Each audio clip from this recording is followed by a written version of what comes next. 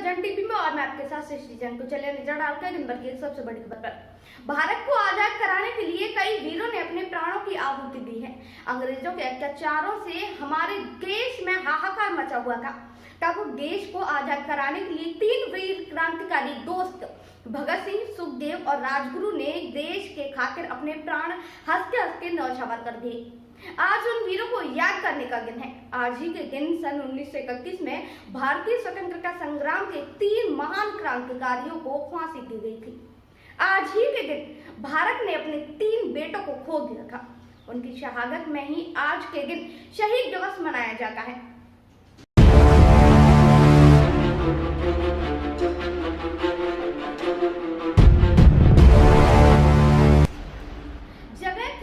लाहौर की central jail. तारीख थी 23 मार्च 1931। हर रोज की इस तरह सुबह हुई थी। जेल में सुबह हल्की फुल्की हलचल शुरू हुई। कैदियों को समझ नहीं आया कि हो क्या रहा है।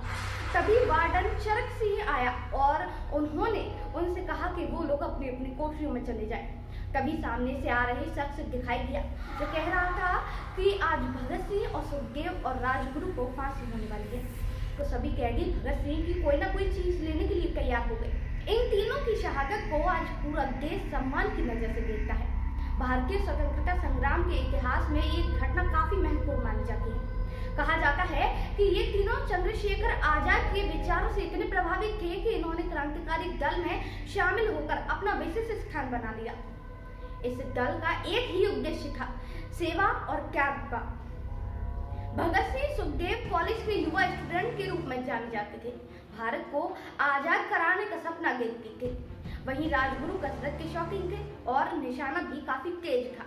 इन तीनों को अंग्रेजों की भगाने की ऐसी दीवानगी चढ़ी से अंग्रेजी हुकूमत को डर सताने लगा कि कहीं उन्हें भारत छोड़कर तो न जाना पड़े। तीनों ने ब्रिटिश सरकार की नाक में नकेल डाल दिया।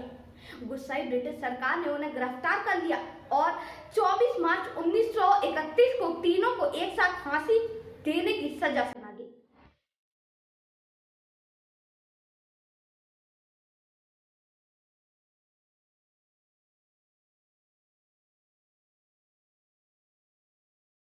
इस बात को सुनकर लोग भड़क उठे और भारी संख्या में भीड़ ने जेल को चारों तरफ से घेर लिया।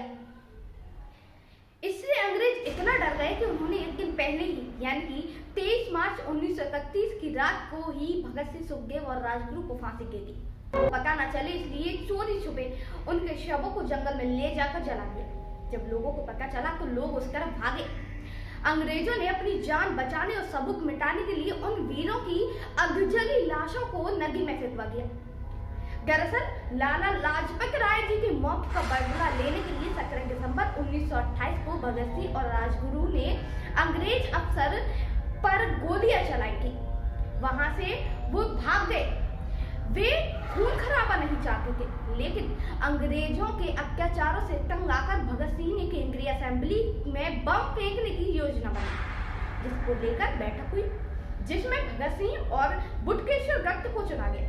योजना के अनुसार 8 अप्रैल 1929 को केंद्रीय असेंबली में ऐसी जगह बम फेंके गए जहां लोगों की भीड़ कम थी।